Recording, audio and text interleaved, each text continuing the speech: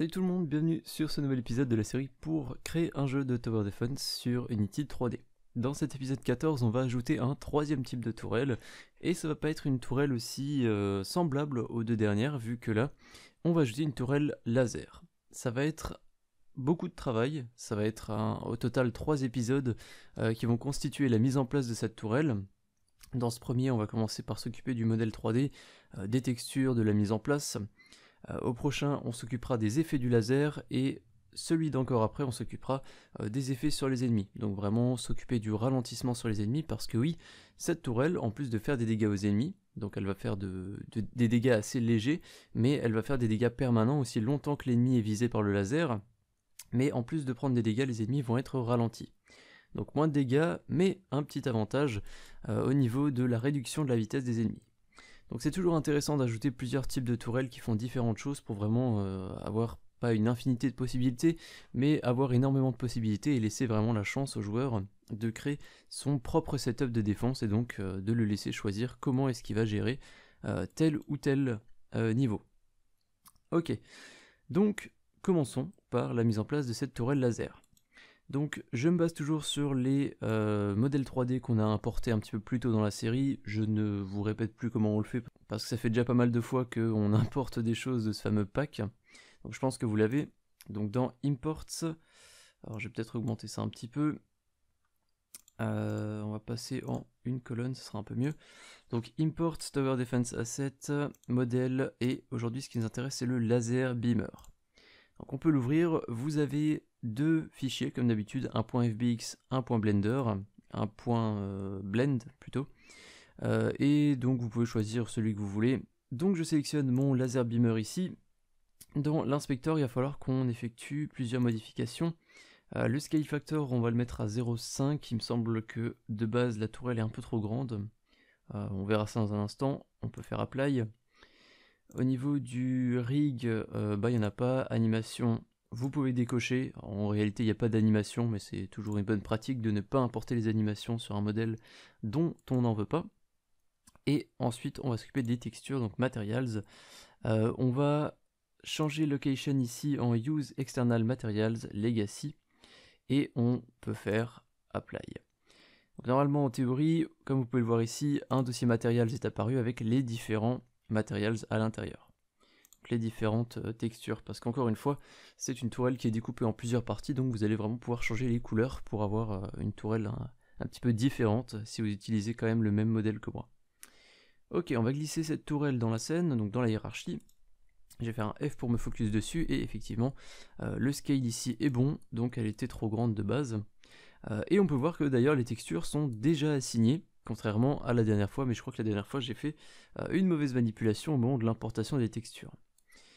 Ok, donc voilà à quoi ressemble notre tourelle laser. Donc simplement ici à l'avant, il y a un laser qui va être créé, et qui va être étendu depuis cette tourelle jusqu'à l'ennemi le plus proche, et qui va rester aussi longtemps que l'ennemi est dans la zone de détection de la tourelle.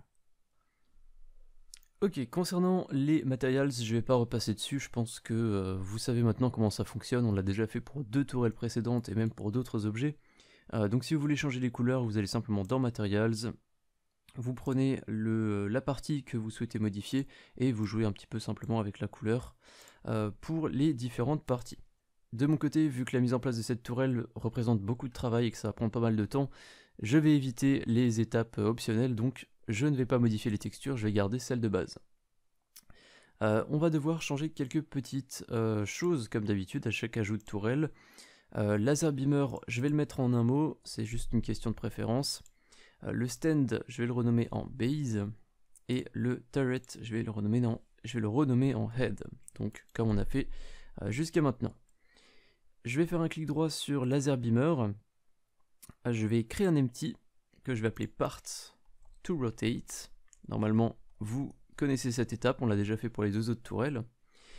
Part to rotate, on va faire un reset dessus, on va glisser part to rotate dans head, on va refaire un reset pour bien le placer au niveau de la tête, on va ressortir part to rotate, et maintenant part to rotate, il faut juste qu'on modifie sa rotation, parce qu'on avait dit donc que la flèche bleue doit aller vers l'avant de la tourelle, elle doit regarder dans la même direction que notre tourelle, ce qui n'est pas le cas ici.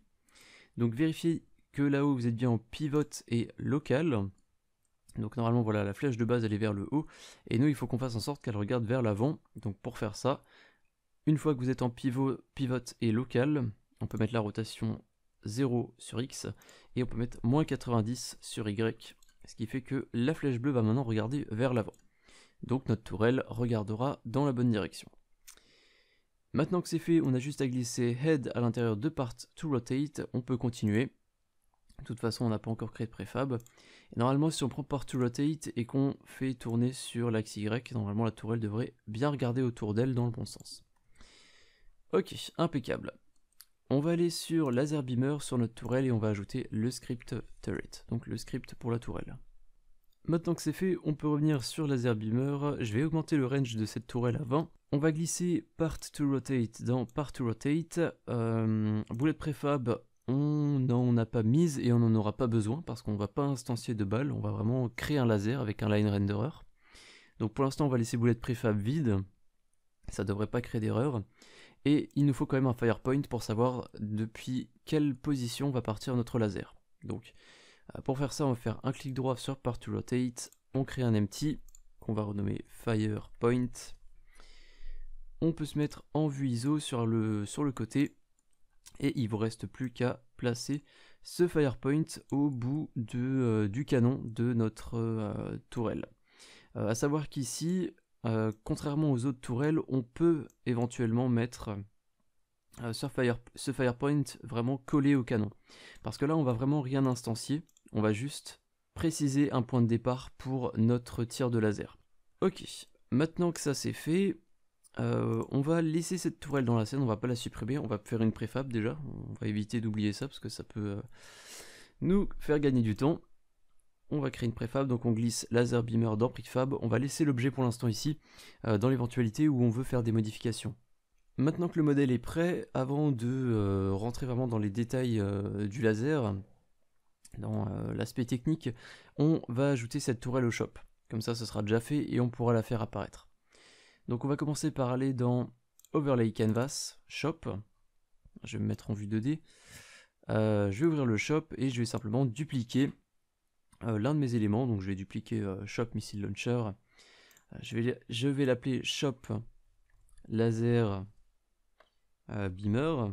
On va modifier l'icône ici. Donc pour l'instant il y a celui du lance-missile, mais effectivement, alors normalement si vous cliquez dessus ça va vous ouvrir le dossier où se trouve l'élément, et normalement si vous avez importé tout le dossier comme moi, donc avec les modèles 3D, les sprites, etc., vous devriez avoir Laser Beamer Icon et Laser Beamer Icon PSD.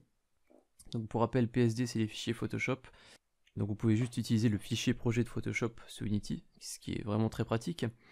Mais ce qui nous intéresse nous, c'est le Laser Beamer Icon. Normalement vous devriez l'avoir comme je l'ai dit. Si vous ne l'avez pas importé, il va falloir le télécharger ou utiliser un autre icône, ou le faire vous-même. Donc je vais simplement glisser Laser Beamer Icon dans Source Image ici. Donc on peut voir notre image qui est bien apparue, et vu que j'ai gardé les mêmes textures pour la tourelle, eh bien l'icône est vraiment bien représentatif. En revanche, ce que je vais peut-être faire, augmenter la taille de cet objet, je vais passer à 90-90. Histoire que ce soit à peu près la même taille que les autres, donc je pense que c'est quand même un petit peu mieux maintenant. Je vais changer le Preferred Width, Preferred Height à 90, surtout pas 9090. On va garder ça. Maintenant que c'est fait, il ne nous reste plus qu'à changer tout ce qui est la partie scripting et le prix aussi éventuellement. Donc on va simplement pouvoir ouvrir le shop. On peut aller sur le shop, on double-clique. Donc maintenant, sur le même principe que les autres tourelles, on va créer une variable blueprint, turret blueprint pour notre laser beamer. Donc on va l'appeler laser beamer turret. On va dupliquer l'une des fonctions qu'on a faites pour les autres tourelles.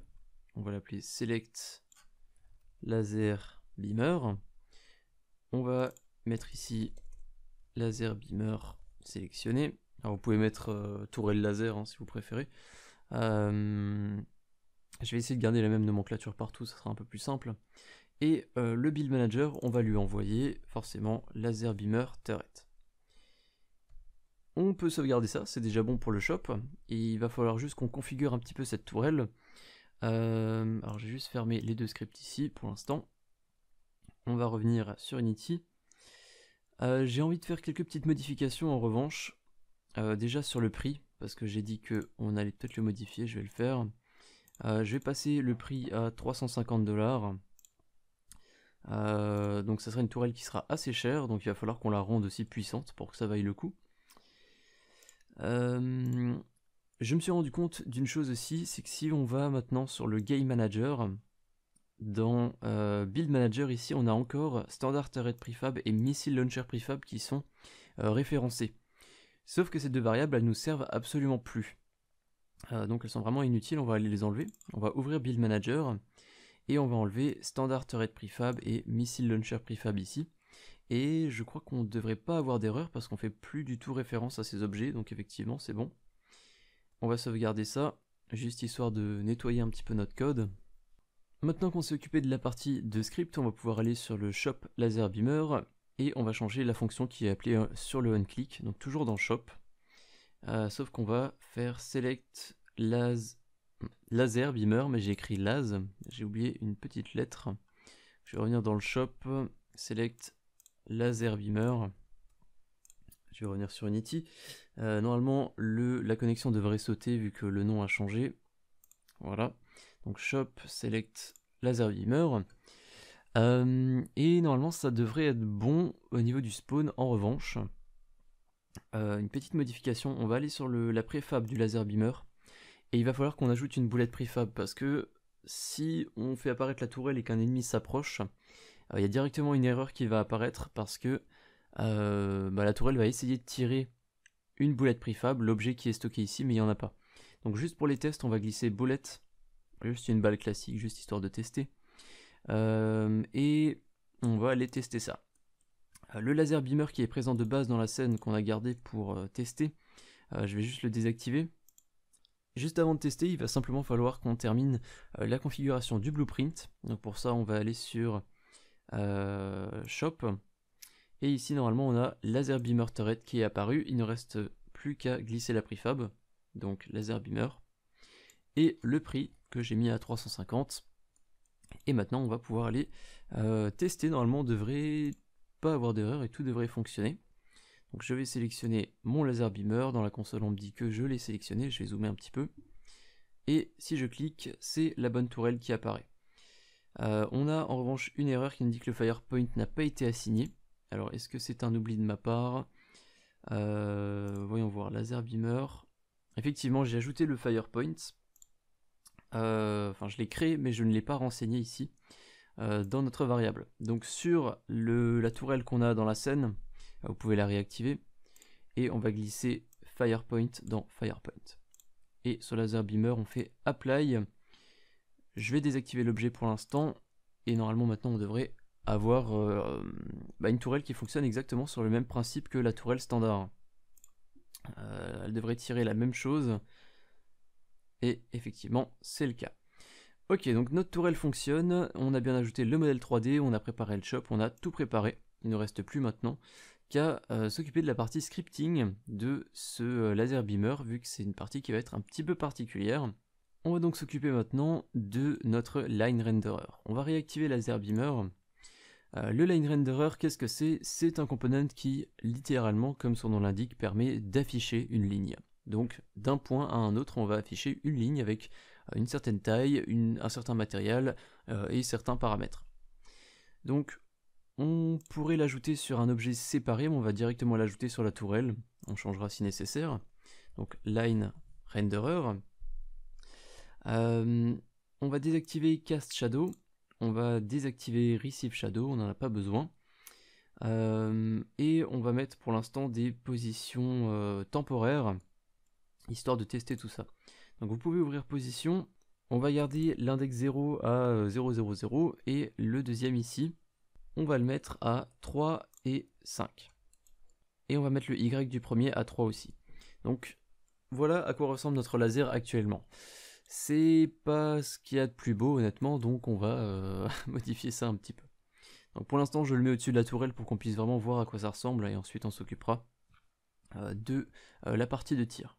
Alors au niveau de la taille, Alors, il faut savoir que c'est un component qui a énormément changé au fil des versions de Unity, donc j'ai un petit peu du mal à m'y retrouver, parce que c'est vrai que c'est un component que je n'utilise pas tellement. Alors, je pense que c'est ici, with, voilà, on va le modifier. Vous pouvez descendre donc cette ligne ici dans le graphique, on va la mettre à 0,3 environ. Vu que le laser fera la même taille au début et à la fin, donc depuis son point de départ jusqu'à son point d'arrivée, sa taille ne va pas changer. Vous pouvez directement modifier ici, voilà, cette fameuse ligne. Ce que vous pouvez potentiellement faire, c'est ajouter un point à un certain endroit sur ce graphique, donc vous doublez-cliquez, et ensuite vous pouvez modifier ce point quelque part. Et du coup, vous voyez que en modifiant et en faisant une courbe, bah, je peux modifier la taille de départ, la taille de fin. Mais pour ma part, je vais pas trop m'embêter, donc je vais faire clic droit, delete key, pour enlever un point dans le graphique, et je vais juste garder un seul point, et ça va être un laser très linéaire en fait. Ok, maintenant que ça c'est fait, on va s'occuper d'ajouter un matériel, parce que là, la couleur rose de base, ouais, on a vu mieux comme effet. Donc, on va aller dans notre dossier Materials, on va créer un nouveau matériel, quelle surprise, on va l'appeler laser, encore une fois sans surprise. On va retourner sur le laser beamer, on va ouvrir ici le petit volet Materials, on va garder une taille de 1, on veut juste un matériel. Donc on va glisser laser. Et normalement, le laser, voilà, le matériel devrait s'ajouter juste en dessous. On va changer de shader, on va aller sur Particles, et on va aller sur Alpha Blended. Ça nous permettra d'avoir un effet un petit peu différent. Vous allez pouvoir modifier la couleur. Normalement, il y a un onglet Color qui est apparu. Je crois qu'il n'était pas présent de base. Et on n'est pas vraiment sur un système de couleur, on est sur un système de gradient. Un système de gradient, ça va vous permettre de mettre différentes couleurs et différents changements de couleurs au fil de notre laser. Je m'explique. Je vais double-cliquer sur le petit coin blanc qu'on a ici, le petit icône blanc, et je vais mettre par exemple du rouge. Et là, donc vous avez cette fenêtre color qui apparaît. Et donc en faisant ça, vous pouvez voir qu'à l'arrière, il y a bien un bout de mon laser qui est rouge et l'autre qui a gardé l'autre couleur en face qui est blanche. Donc en gros, vous allez pouvoir faire simplement des dégradés, voilà, je cherchais le mot. Vous allez pouvoir faire des dégradés au niveau de la couleur de votre laser, ce qui peut être quand même assez sympathique. Moi, je vais partir du principe, par exemple, que lorsque mon laser est en train de tirer, donc vraiment au point d'apparition du laser, on va dire que ça va être un laser qui va être brûlant, qui va être très chaud, donc je vais le mettre rouge.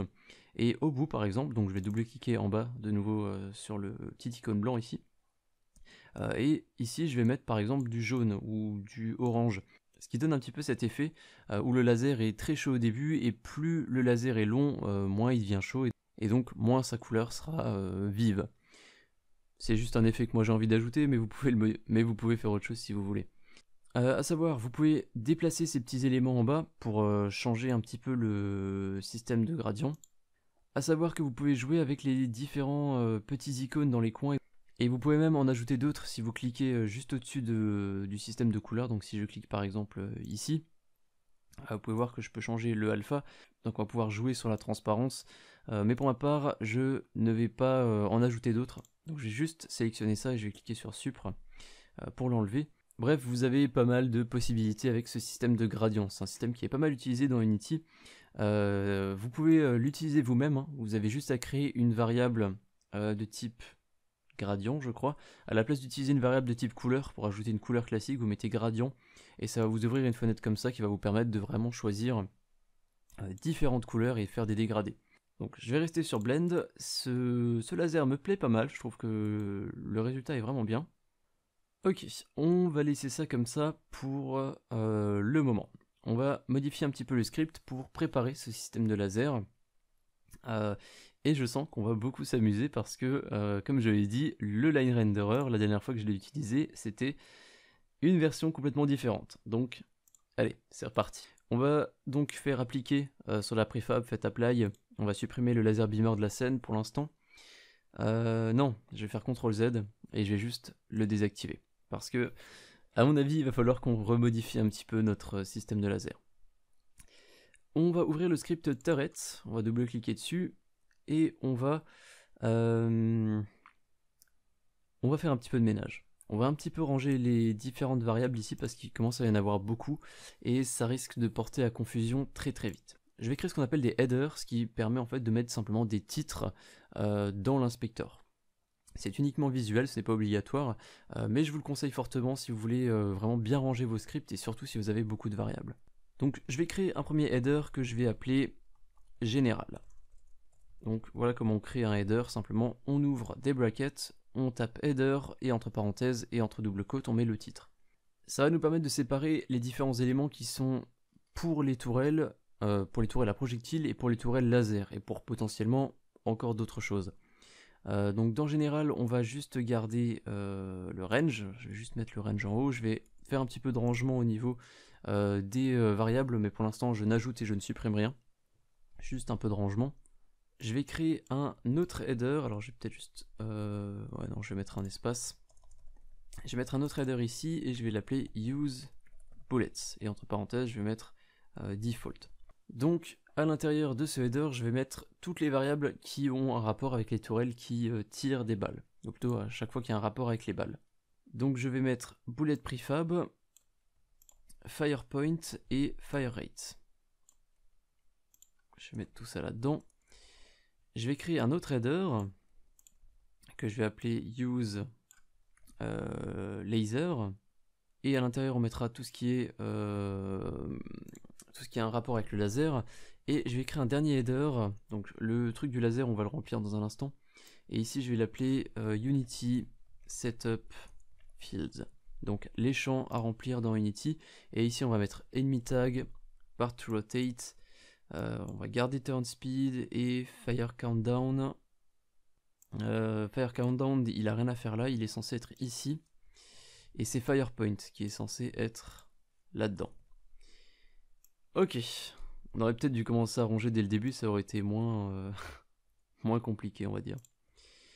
Ok, donc on a le général, use bullets, use laser et Unity Setup Fields. Normalement, si vous déplacez les variables, si vous les changez de ligne, si vous les mettez dans des headers, tant que la variable ne change pas de nom, normalement la valeur attribuée ne change pas. Donc si vous vous êtes embêté à remplir tous ces champs, normalement vous ne devriez pas perdre la connexion. Ok, on passe maintenant au système de laser. Donc on va ajouter une variable publique booléenne qu'on changera depuis l'inspecteur et on va l'appeler useLaser.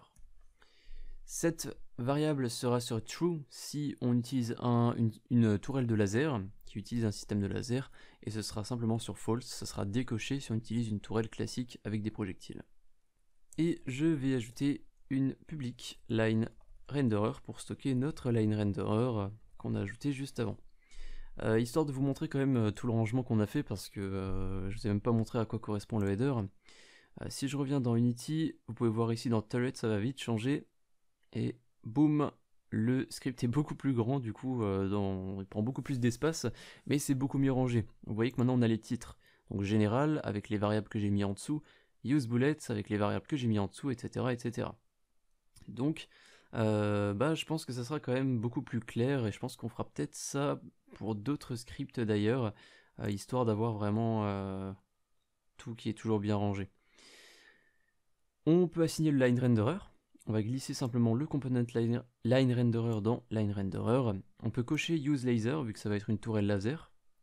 Donc là je suis en train de le faire directement sur l'objet qu'il y a dans la hiérarchie, que je vais réactiver d'ailleurs, histoire d'avoir vraiment l'œil dessus, juste le temps qu'on prépare tout ça.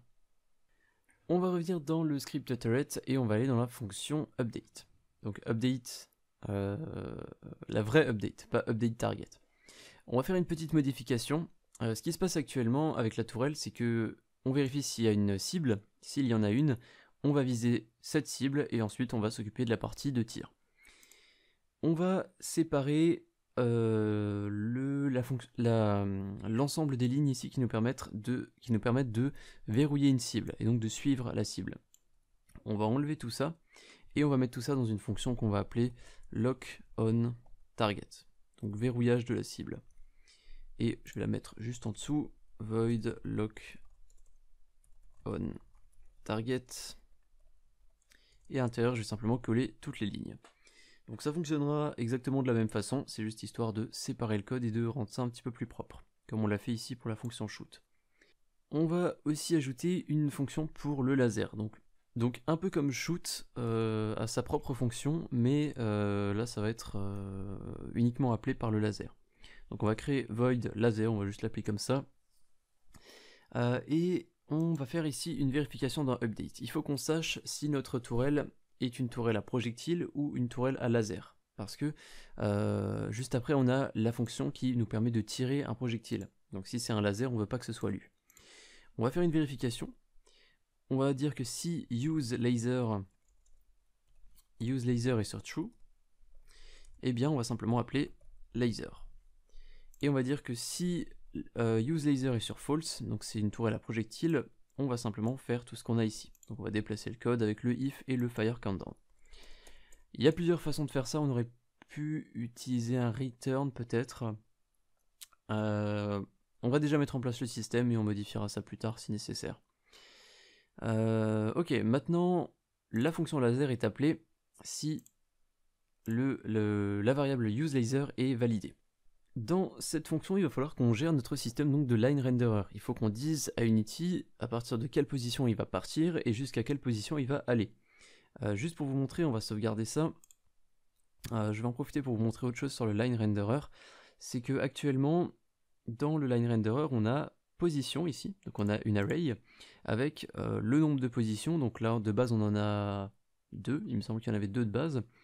Mais on peut même en mettre plus. Si je mets 3 et que sur celui-là, je mets par exemple 7 en Y, vous pouvez voir que le line renderer va créer une ligne, un laser du premier point jusqu'au dernier point. Donc le premier il est ici, au-dessus de la tourelle, le deuxième il fait l'angle, le troisième il est là. Si j'en rajoute un quatrième et que je mets par exemple 8 sur X, vous voyez que le laser va continuer.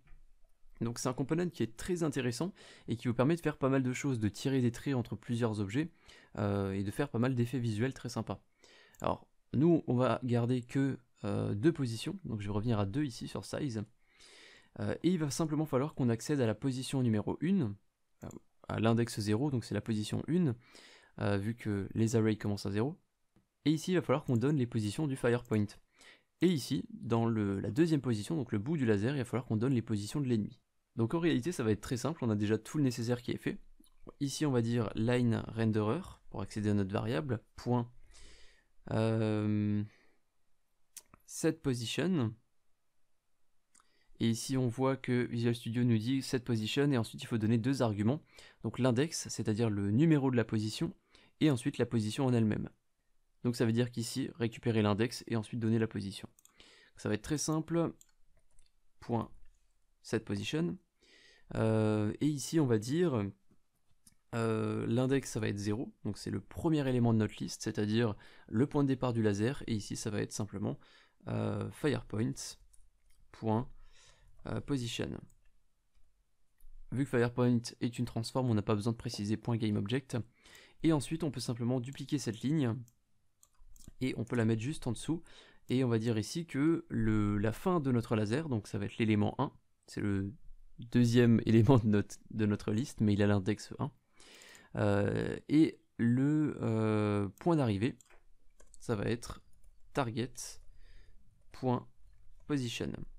Et normalement, juste avec ça, ça devrait déjà fonctionner. On va retourner sur Unity, on va aller tester ça. Donc comme j'ai dit, ça devrait déjà fonctionner. Sur Laser Beamer ici, on va juste enlever le bullet prefab. Ici, on va sélectionner, on va mettre none. C'est pas obligatoire parce qu'on l'utilise pas, mais juste visuellement, ça me plaît pas d'avoir une préfab de projectile sur une tourelle qui n'en utilise pas. On va faire apply. Le laser qu'on a ici, en fait, on va même pas le replacer, on peut le laisser là-haut en fait. C'est pas un problème. On va supprimer Laser Beamer de la scène et on va tester, ça devrait déjà fonctionner je pense. On va sélectionner notre tourelle laser et je vais simplement la mettre près du spawn. Et effectivement ça fonctionne. Et c'est très joli, j'aime beaucoup l'effet. C'est exactement ce que je recherchais, donc c'est impeccable. Forcément, il va falloir qu'on améliore un petit peu notre système, mais le principe de base fonctionne. Et vous avez remarqué probablement que voilà, quand les ennemis sortent du range, le laser beamer, le laser en fait reste. Donc il va falloir qu'on s'occupe de ce petit problème déjà.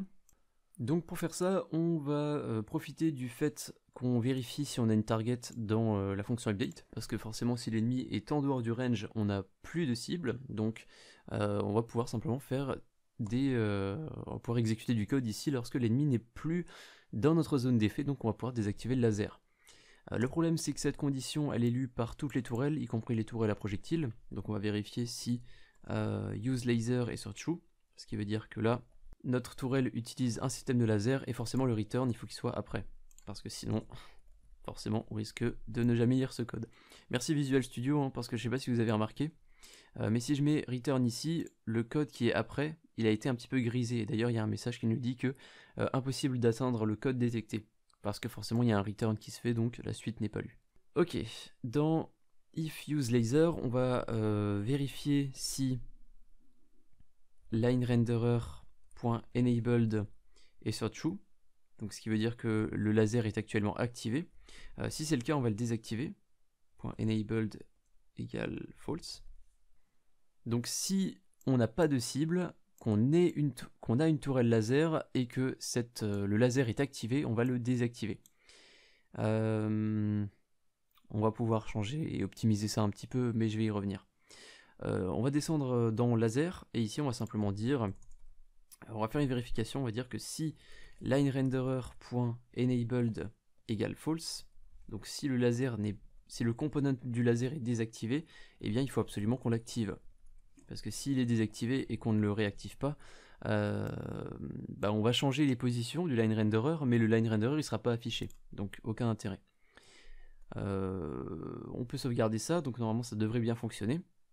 J'appuie sur play, je sélectionne ma tourelle laser, je vais tout en haut, je vais la placer ici, et on va voir normalement lorsque l'ennemi va sortir de la zone d'effet du laser, le laser devrait se désactiver, et là vous avez vu qu'il était revenu partiellement dans la zone du laser, parce que, si je vais dans la scène, que je sélectionne ma tourelle, on peut voir que effectivement l'ennemi est perdu à ce niveau-là, mais il est redétecté tout pile d'ailleurs, il est redétecté ici au niveau de la route, donc le laser s'est réactivé et il a retiré sur l'ennemi. Ok, super, on a bien avancé, il reste pas mal de choses à faire pour terminer cette tourelle, mais le résultat me plaît beaucoup pour l'instant. Ce qu'on peut éventuellement faire, si vous voulez vraiment optimiser au maximum, vous pouvez déplacer lineRenderer.enabled, on peut mettre ici un et, faire une double condition, et lire uniquement lineRenderer.enabled. Généralement c'est vrai que pour les débutants c'est quand même mieux de faire plusieurs conditions, même si ça fait une petite montagne de conditions, c'est peut-être un petit peu plus clair dans l'esprit quand on est un débutant.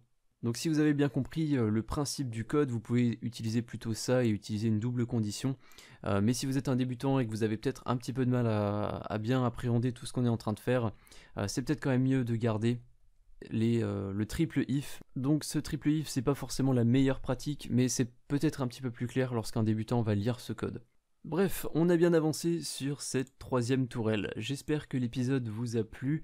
Comme je l'ai dit, au prochain épisode on va s'occuper du système de particules pour cette tourelle, donc ça va encore une fois être un épisode très visuel mais très intéressant. Et par la suite, encore après, on aura une autre vidéo qui sera vraiment une partie scripting pour cette tourelle, pour ralentir les ennemis au fil du temps et pour probablement faire des dégâts aussi au fil du temps. Je vous remercie d'avoir suivi cet épisode jusqu'à la fin. Si vous l'avez apprécié, pensez à soutenir la chaîne, c'est très important. Vous pouvez faire des dons via Tipeee ou alors vous pouvez supporter gratuitement la chaîne en regardant des publicités sur le site Utip. Si vous ne connaissez pas le système, je vous invite à jeter un œil en description, c'est un système qui est vraiment très intéressant si vous souhaitez me soutenir, si vous souhaitez soutenir mon travail, mais que vous n'avez pas forcément les moyens financiers ou la possibilité de faire un don, tout simplement. Si vous avez l'habitude de regarder mes vidéos, pensez quand même à faire un petit tour sur Utip, ça fait très plaisir, et plus il y a de monde, plus ce système est intéressant.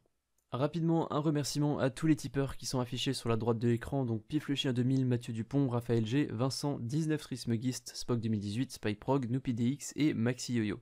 Et aussi, ils finissent ce que j'ai oublié à la vidéo précédente, donc encore désolé, cette fois-ci je ne t'ai pas oublié.